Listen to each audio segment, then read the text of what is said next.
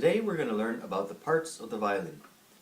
Let's start from the top and work our way down to the bottom. At the very top we have the scroll. It looks like a tightly wound scroll of parchment. We also have a peg box, and the peg box is, well, you could say the house of the 4 pegs.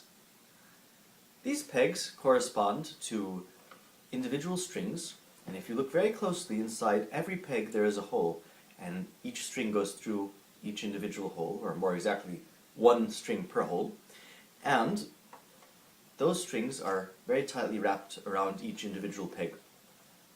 We have 4 strings called the G string, the D string, the A string, and the E string.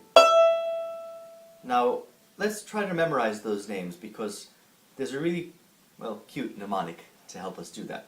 Going from the thickest to the thinnest string, we have greedy dogs always eat.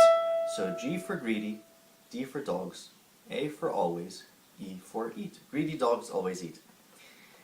Now, in many ways, the violin is like a human body.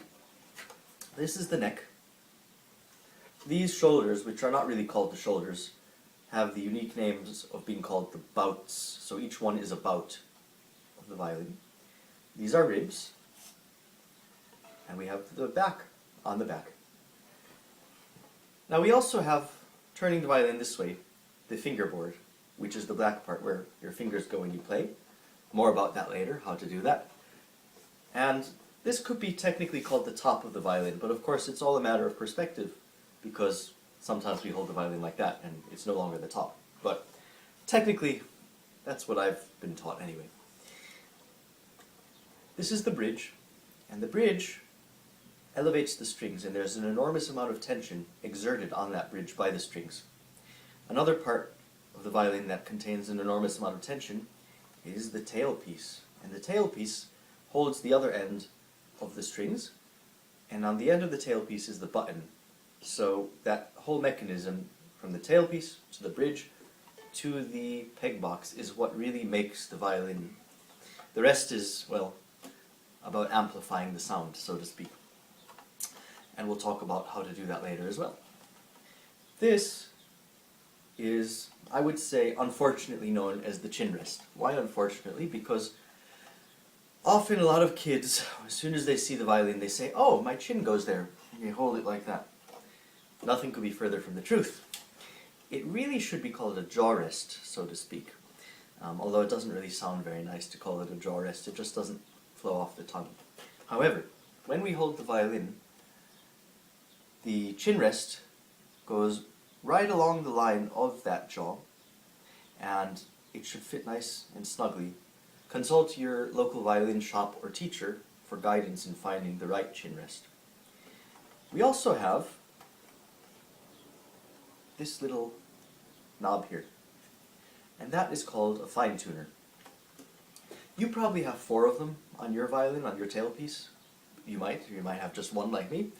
By and large, you almost will always find one on the E string. And the reason is because if we turn the pegs too many times for the E string particularly, there's a danger of the string snapping because it's so thin. With the other strings, not so much of a problem.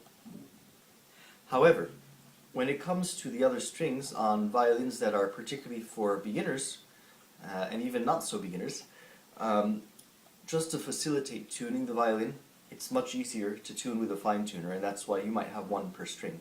Because otherwise, if you have to keep moving the pegs all the time, well, you can have strings just unravel from the peg.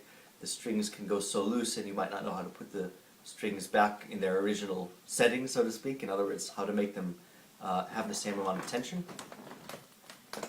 So it's a potential problem, and those fine tuners are there to help you out. You might be wondering, what is this?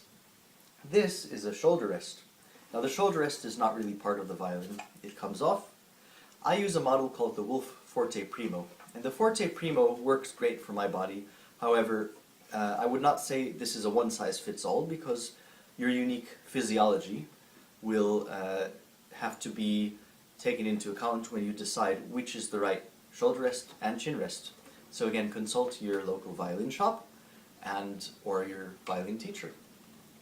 So let's put our shoulder rest back on, and this is the violin.